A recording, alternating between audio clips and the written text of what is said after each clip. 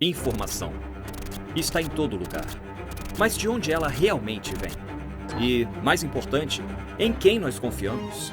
No mundo digital de hoje, as fontes de informação são infinitas. Pela TV ainda chega, obviamente, a mim, né? Mas com certeza nas redes sociais. Eu uso o Instagram e o WhatsApp. Ah, cara, rede social, não leio jornal. Ninguém lê jornal assim. Nunca li um jornal escrito. Só. Nem li um jornal de Só.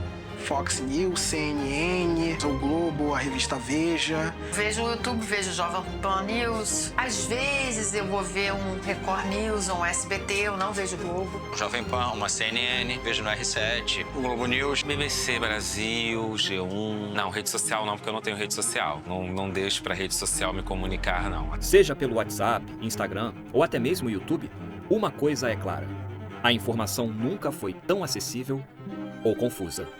Nessa era de rolagem infinita, temos que nos perguntar: será que sabemos o que é verdade? As redes sociais mudaram a maneira como vemos o mundo. As notícias se espalham mais rápido do que nunca, mas como saber em quem confiar? Alguns dizem: depende de onde você busca. Mas será que é tão simples assim?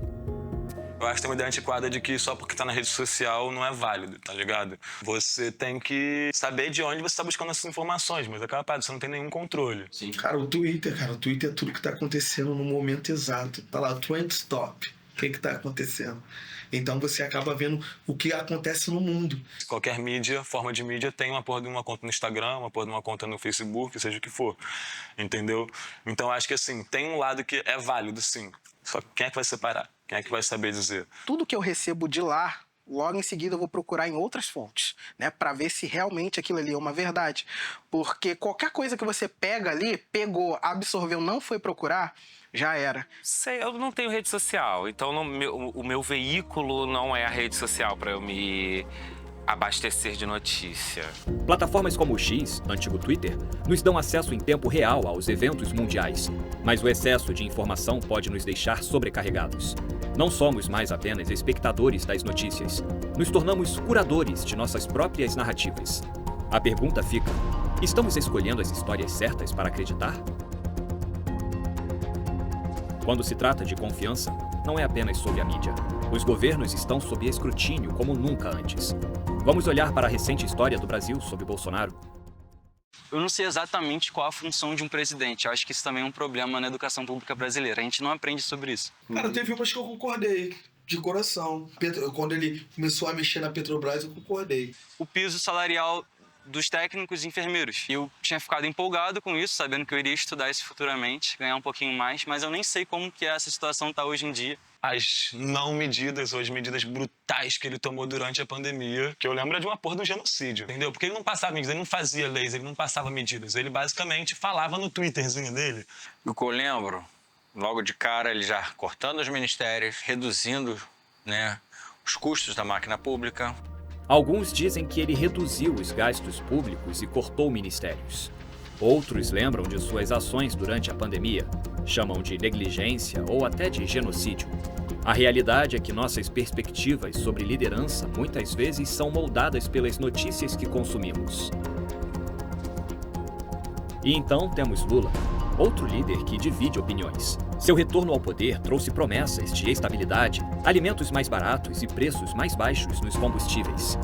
Mas nem todos estão de acordo. A mídia o retrata tanto como salvador quanto como político corrupto. Depende apenas de quem você escuta.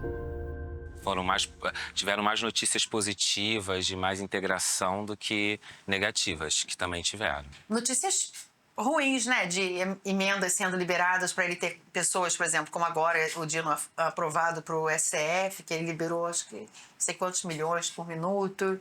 O aumento de ministérios, que eu não sou a favor. Acho que triplicou o número de ministérios, muitas pessoas sendo cortadas do Bolsa Família. A mediação do Lula na guerra da Ucrânia. O baixo preço da cesta básica, o óleo, o leite, o açúcar, voltando ao normal, o preço da gasolina. Ou seja, só escuto notícia ruim. Do 8 de janeiro. O real em si aumentando e o dólar diminuindo. Eu recebia dos dois lados, né? Por exemplo, quando ele trouxe o Maduro para cá. Da queima da Amazônia. Ele viajou bastante. O tempo todo imposto, imposto, imposto, imposto, imposto. Desde restaurar o Bolsa Família até o aumento incansável de impostos, O governo Lula é frequentemente visto através de uma lente que muda dependendo de quem está atrás da câmera. Vamos falar da mídia em si. Se você já sentiu que as notícias estão te guiando para pensar de uma certa maneira, você não está sozinho. Na verdade, a manipulação sempre fez parte do jogo. Eu acho que sempre foram, né? No mundo inteiro sempre foram. Não é à toa que na época da ditadura militar controlavam a mídia, entendeu? Porque a mídia controla tudo. Os grandes veículos de massa da mídia tradicional, eles tentam, sim, fazer com que a massa vá seguindo um caminho, o seu caminho, a sua forma editorial de pensar. Durante o ano de 2023, teve épocas que queimou, a Amazônia queimou até mais, mas geralmente nós não vimos aquela prioridade toda da mídia em colocar aquela informação para o telespectador, né? Isso estava muito em alta na época do governo, mas parece que quando mudou o governo, as notícias cessaram. As redes sociais atrapalham um pouco a mídia. Quando ela põe uma matéria tendenciosa, o que seja, as redes sociais, hoje o WhatsApp ou qualquer outra, um Instagram, um Facebook, as pessoas que veem, conseguem enxergar essa manipulação, elas se manifestam publicamente através das redes sociais. Elas espalham coisas, como se espalha até fake news, mas elas espalham também quando uma emissora está manipulando, quando ela está sendo tendenciosa. No Brasil, como em grande parte do mundo, os gigantes da mídia controlam o fluxo de informação. Mas as redes sociais estão mudando essa dinâmica, permitindo que vozes alternativas surjam. O problema? Nem todas essas vozes são confiáveis. Fake news não é só uma palavra da moda, é uma ameaça real. Com algoritmos nos alimentando do que queremos ver, acabamos presos em bolhas de informação. O viés de confirmação corre solto e só damos ouvidos ao que queremos acreditar. E ainda mais com a internet, tipo, a gente lê aquele título ali, ó, a manchete da notícia, e acha, caraca, que isso? Aí clica lá para ver, então sempre geralmente tem essa... Eu esqueci a palavra que usa. Às vezes você pode pegar uma reportagem sobre uma mesma notícia, né? E dependendo do sensacionalismo ali com que ela for apresentada... Sensacionalismo, exatamente isso. Eu acho que as mídias sempre tiveram esse poder e sempre vão ter, mas eu não acredito muito na existência de textos impessoais. São, inclusive, tendenciosas quando os apresentadores podem emitir opinião própria. Que a notícia não tem opinião. Pessoa que vende drogas é presa. Você pode chamar ele de traficante ou chamar ele de filho de empresário. Você pega o presidente Bolsonaro apertando a mão do príncipe da Arábia Saudita, ou ele está apertando a mão do ditador. Ou você pega o Lula apertando a mão do mesmo príncipe da Arábia Saudita, ele é o príncipe da Arábia Saudita.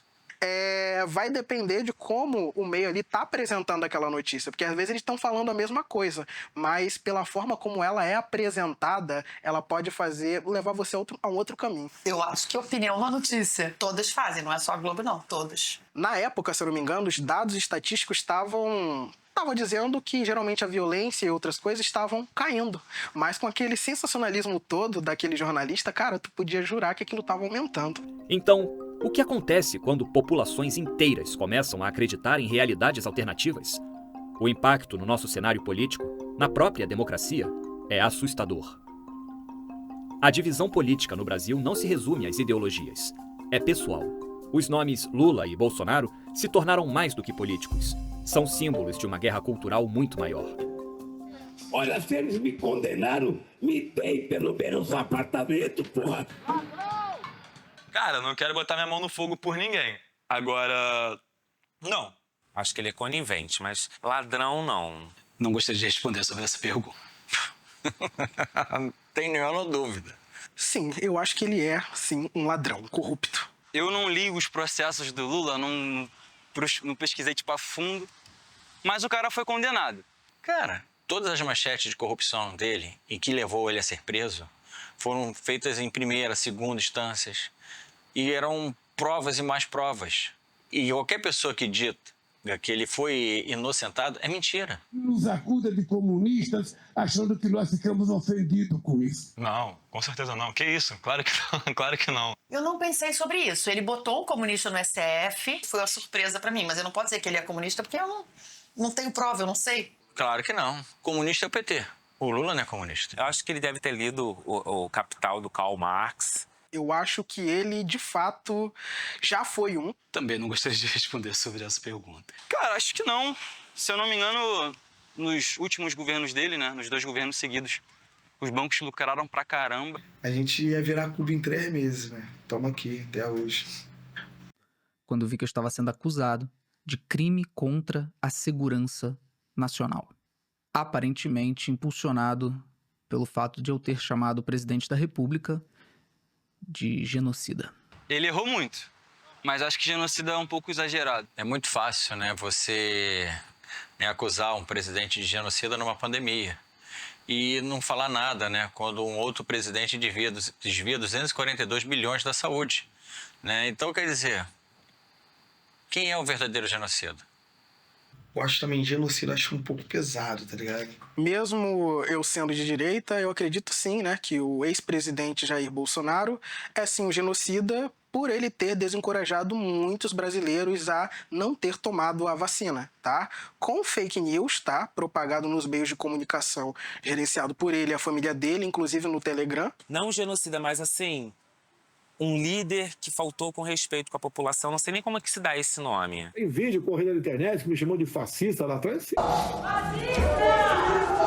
Eu nunca tive nenhuma informação que ele tenha sido fascista. Da mesma maneira que dizia, ele perseguia os gays. Tá, qual que ele perseguiu? Aconteceu, pô, os caras... casamento gay, pô, os caras conseguiu. Agora a Câmara tá lutando contra isso. Mano, pra quê? Deixa os caras se feliz, mané. O que isso vai impactuar no Brasil? Não gostaria de responder essa. Não acho que ele seja um fascista. Ele é um déspota desvairado. É um ladrão de galinha. Um idiota completo. Quer chamem Lula de ladrão ou Bolsonaro de fascista, as linhas de batalha já foram traçadas. Mas nessa guerra de ideologias, estamos perdendo de vista o quadro maior? À medida que continuamos rolando nossos feeds e devorando manchetes, o barulho só aumenta. As divisões políticas parecem intransponíveis e a mídia, de alguma forma, só amplifica esse caos. Mas, se olharmos de perto, podemos ver algo interessante. Apesar das ideologias opostas, muitos concordam em uma coisa: o sistema está quebrado. Na verdade, mano, de coração, não é direita e esquerda, não. A máquina política, a engrenagem política do Brasil é movida à corrupção. Eu não me vejo votando na direita, não. Eu acho maneiro algumas pautas, mas votando não. É pedir pra ficar fudido, né? A mídia, ela meio que tem uma coisa dela, sabe? Isso eu não tô falando de uma ou outra específica, eu digo olhando num contexto geral. Não precisa nem dar nome de emissora e tal, você sabe disso, que hoje em dia ela não chama mais o bandido de bandido. Um ato de um crime que ele matou, quer dizer, e depois foi morto o suspeito, não foi morto o criminoso. Se todos compartilham dessa insatisfação, o que vem agora? Como essas opiniões vão mudar ao longo dos próximos anos? Até mesmo as notícias do Rio Grande do Sul, eu fiquei muito sabendo mesmo pelo próprio YouTube. Fontes verdadeiras, né? Caminhões sendo barrados e as emissoras de grande mídia negando isso, dizendo que era fake news. O quadro político que a gente se encontra, que é uma cisão, né? Que existe os bolsonaristas e os que não são bolsonaristas, colocando isso muito em pauta. Vamos botar o governo federal como vilão, como ele não quer ajudar a gente. Ele não vai ajudar a gente. Não é verdade que ele está ajudando. Eu tenho parentes lá, então eles já até me contaram um pouco sobre isso, de ver certos caminhões com mantimentos serem barrados para ir até algum ali centro de distribuição governamental, né? Enquanto tiver direita e esquerda, mano, não vai ter um consenso e todo mundo vai sofrer. E essas redes sociais, elas precisam ser reguladas. Talvez, acompanhando as mesmas vozes ao longo de um mandato completo, possamos ver de perto o impacto invisível, mas poderoso, que a mídia e as redes sociais têm sobre cada percepção, cada posicionamento. E ao ver essas opiniões evoluírem, podemos entender mais sobre como as manchetes e as redes ajudam a construir nosso próprio ponto de vista.